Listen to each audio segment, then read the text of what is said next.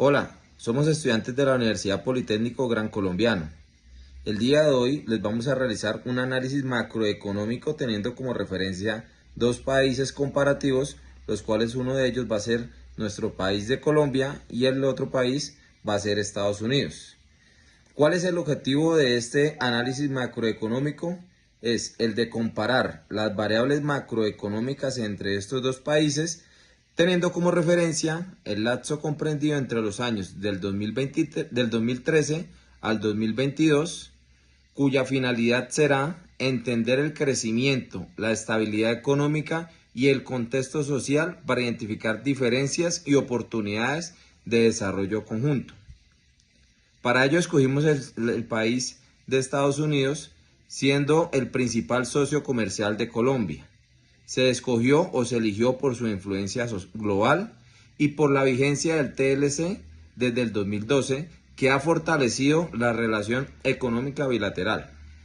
Para ello tuvimos en cuenta algunos datos macroeconómicos como cuáles: el PIB, el desempleo, la inflación, el comercio internacional y algunos tipos de cambios específicamente en la moneda, llámese el dólar, el peso colombiano, y cómo ese dólar tiene un fuerte error como una moneda global. Adicional a ello, tuvimos en cuenta el contexto social de ambos países, viendo la riqueza o la desigualdad entre cada uno de estos dos países. Para el caso de Colombia, la misma situación.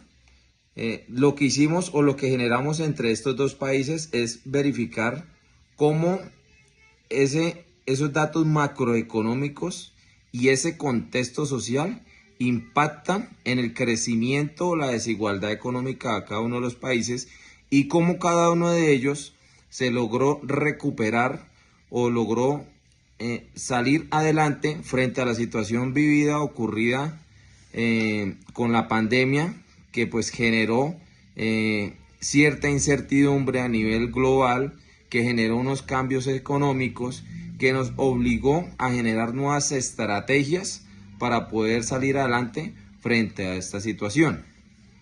Dentro del análisis comparativo que hicimos entre estos dos países, tenemos que el PIB crece moderadamente, pero Estados Unidos tiene una economía mucho más diversificada en relación a la de Colombia. En cuanto al tema de la inflación, ambos presentan una inflación alta, pero en Colombia fue mucho más aguda. Frente al desempleo, se evidenció en este lapso, en este periodo de tiempo, el 2013 al 2022, que en Colombia fue mucho más alto. La política monetaria para ambos países fue baja frente a las tasas para controlar la inflación. Pero Estados Unidos, siendo su moneda local el peso, el dólar, pues generó un mayor impacto a nivel global. En cuanto a la estructura económica, Estados Unidos es más industrial y tecnológico, ya que Colombia depende de algunos sectores primarios.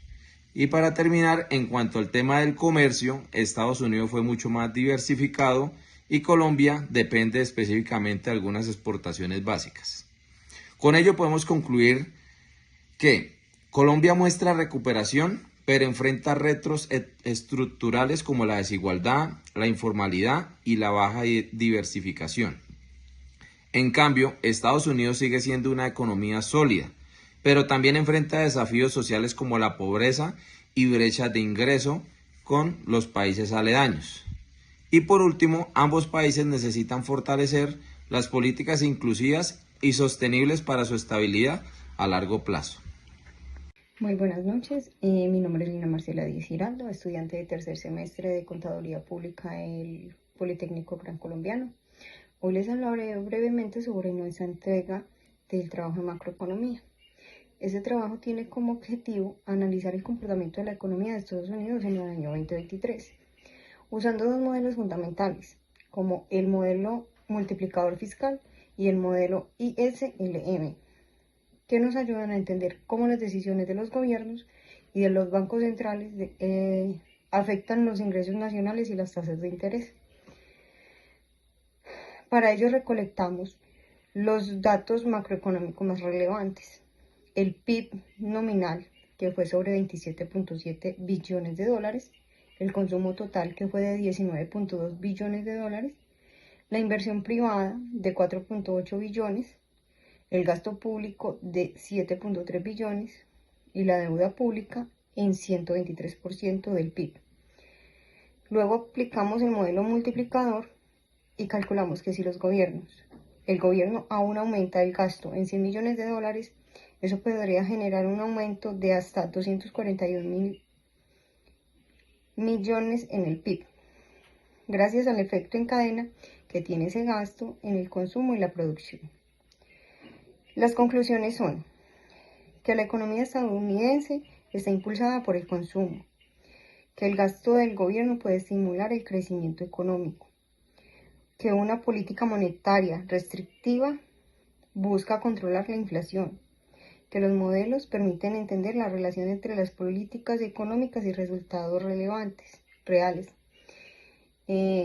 Con este estudio entendemos que los gobiernos, o precisamente el gobierno de Estados Unidos, lo que busca es impulsar su economía.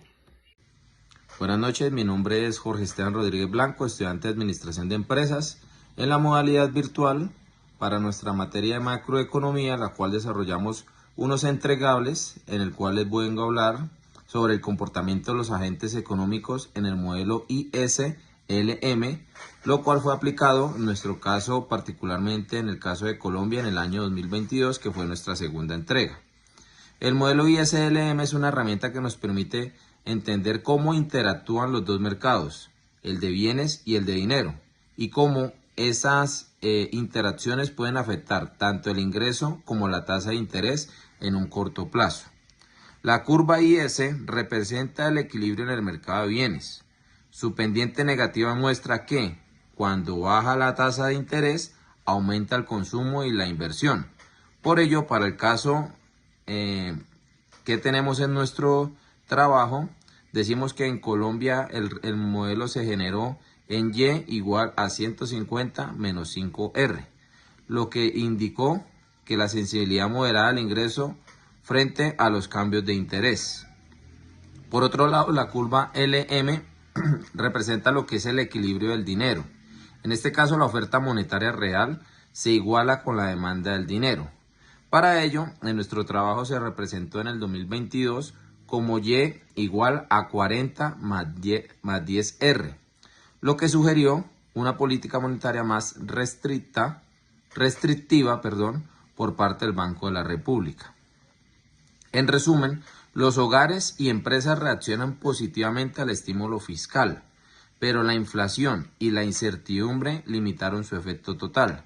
Este análisis que nos demuestra que el equilibrio económico depende de las decisiones coordinadas entre el gobierno, las empresas y los consumidores frente a un entorno institucional complejo. Este modelo nos permitió entender cómo las políticas fiscales y monetarias influyeron en esa economía y cómo debemos generar nuevas estrategias para lograr un crecimiento, una estabilidad y una equidad. Buenas noches, mi nombre es Lady Joana Toro Campo, soy estudiante del octavo semestre de Administración de Empresas. Hoy les hablaré de la tercera entrega en la materia de macroeconomía, enfocada en evaluar las políticas fiscales y monetarias implementadas en los últimos años para enfrentar los choques económicos. En cuanto a las políticas fiscales, destaco dos. Primero, la Ley de Ayuda Alivio de Seguridad Económica en el Coronavirus, aplicada entre el año 2020 y el año 2024, que entregó cheques de ayuda directa, subsidios y apoyos estatales para enfrentar la crisis de la pandemia. El segundo sería la Ley de Reducción de la Inflación en el año 2022, que busca reducir el déficit e incentivar la inversión de energía limpia y salud por medio de créditos fiscales. En el campo monetario, la Reserva Federal aplicó la expansión cuantitativa entre 2020 y 2022, comprando bonos para mantener bajas las tasas de interés. Luego, desde el 2022 hasta hoy, ha venido subiendo las tasas para controlar la inflación, que ya se proyecta entre 2.5 y 3.5 para este 2025. Las herramientas incluyeron emisión de deuda, transferencias directas, gastos en los sectores claves, y en lo monetario se usaron compras de bonos, ajustes en tasas y comunicación anticipada de decisiones. Los resultados fueron, el déficit pasó del 15% del Producto Interno Bruto en 2020 al 6.4%. En 2024 el desempleo bajó de 14.7% al 4% y la inflación se ha moderado. Sin embargo, el costo de la deuda aumentó y la relación de la deuda y el Producto Bruto Interno llegó al 120%. Como propuesta alternativa se planteó una reforma fiscal progresiva que aumente impuestos y las rentas altas, que se imponga una tasa mínima efectiva a grandes empresas y elimine excepciones regresivas, pues según el modelo IS y LM, esto afectaría el crecimiento y ayudaría a estabilizar las finanzas sin sacrificar inversiones ni equidad. Muchísimas gracias.